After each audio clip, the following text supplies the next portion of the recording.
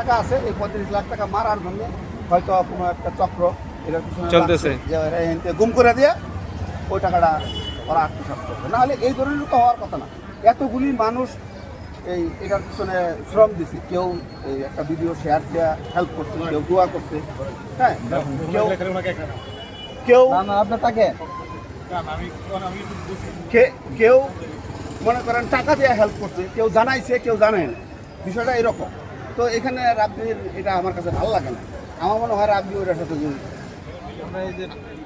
তার আপনারা যারা ভিডিওটা দেখতেছেন আবু সাইদের ভক্ত এবং অন্যান্য এই মানবিক কন্টেন্ট ভক্ত বলতে আমরা কারো ভক্ত না, আমরা ভক্ত হচ্ছে আমরা একমাত্র আল্লাহর। না, না, এখানে আমরা হচ্ছে নিজের টান এবং হচ্ছে একটা ভালোবাসার টানে আসছি আমরা। যাই হোক, ভালোবাসা এটাই তো, হ্যাঁ। একজনের প্রতি একজনের ভালোবাসা ভালোবাসা আছে বলে তার আছে। প্রতি একটা ভালোবাসা জন্মাইছে, Right. তাইছেন। আমারও তো ভালোবাসা জন্মাইছে দেখে আমি আইছি, একটা অসহায় মানুষ সবাই এতগুলি টাকা দিচ্ছে, তাও 7 দিনের মধ্যে। এটা কি 4 টাকানি কথা? না, যে কোনো লোক বিত্তবান লোক হলেও 7 দিনের মধ্যে টাকা জোগাড় করতে পারবে না। জমি বিক্রি করতে হবে, বাড়ি বিক্রি করতে হবে, কত কিছু, তারপরে পারবো না। তাই না?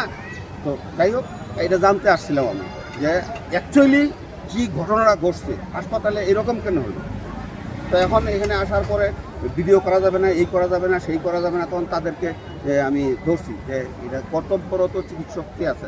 তো একজন বললো যে আমি, তখন আমার ক্যামেরাটা অন করে যখন ভিডিও করতে গেছি, তখন বলে যে আমি এমডি স্যারের সাথে কথা বলে নিই, পরিচালকের সাথে কথা বলে নিই, এই বলে উনি ফুটে গেছে। আচ্ছা, তখন ওর ফ্যামিলির লোকজন চিল্লাচিল্লি করতেছে, আপনারা এনে আইসেন ভিডিও করতেছেন, তারা ভুল বুঝছে। তো আচ্ছা, আপনার ধারণা কি ঘটনাটা কি হইতে পারে? আমার কথাটা শুনেন। তখন আমি যখন বুঝলাম যে তারা বিব্রতি বোধ করতেছে, তো বিব্রত বোধ করার দরকার নাই, বাইরে চলে আসলো। পরবর্তীতে যখন আবার গেছি, তখন ওই আনসার সদস্য ঢুকতে দেয় না, এটা ঢুকা যাইব না, অমুকের পারমিশন লাগবে। আমি তো পারমিশন কিসের জন্য পারমিশন লাগবে? এই রুগী এখন কোন অবস্থায় আছে, তার এই এখন প্রেজেন্ট সিচুয়েশনটা কি, এটা আমার জানতে হবে। কার পারমিশন নিতে হবে বলেন, আমি তার পারমিশন নিই। অবশ্যই। হ্যাঁ, আবার ব্যাগে গেছে। তো এখানে কি যেন একটা চলতেছে, আমরা যেটা বুঝতেছি না এখন।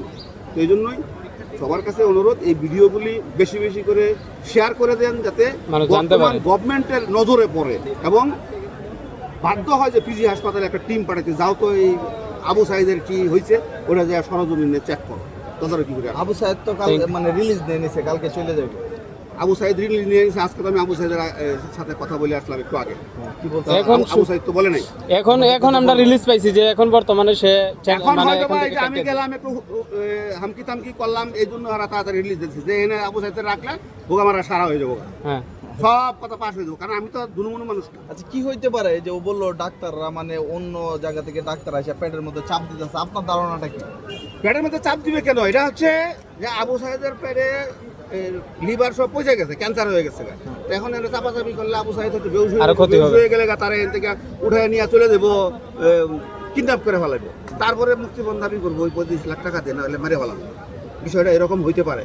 এটা তো মনে করেন আদালতে গেলে না দুই পক্ষের রায় একটা কথা ভাইরাল শোনার পরে পার্সনের যদি এরকম করে তাহলে তো পুরো বাংলাদেশ ছড়ায় যাবে ঘটনাটা। ঘটনা ছড়ায় গেলে ছড়াইতে গেছে, তো তারপরেও তো ওরা থামতেছে না, হ্যাঁ, তাই না? এই যে আনসার আমার ঢুকতে দিল না, যখন বললাম যে পরিচালকের সাথে আমি কথা বলবো, কারণ আমি তো ভাই এই চলচ্চিত্রের সাথে 1981 সাল থেকে জড়িত। এনে যারা অনেকেই কন্টেন্ট ক্রিয়েট করে, 46-47 বছর বয়সই হয়নি।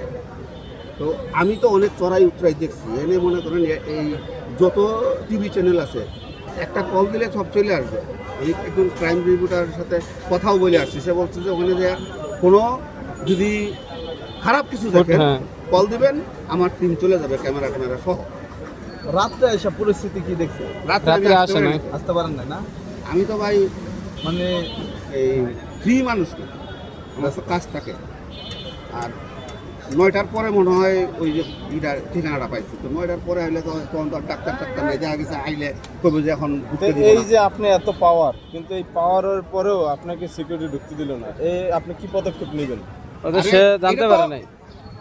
আমার এত পাওয়ার এখানে কি, সে ঢুকতে দিতে নাই পারে, কারণ এটা তার তার দায়িত্ব, ডিউটি, হ্যাঁ, তার দায়িত্ব। ডিউটি, তার পাওয়ার তো আমি পরে দেখব।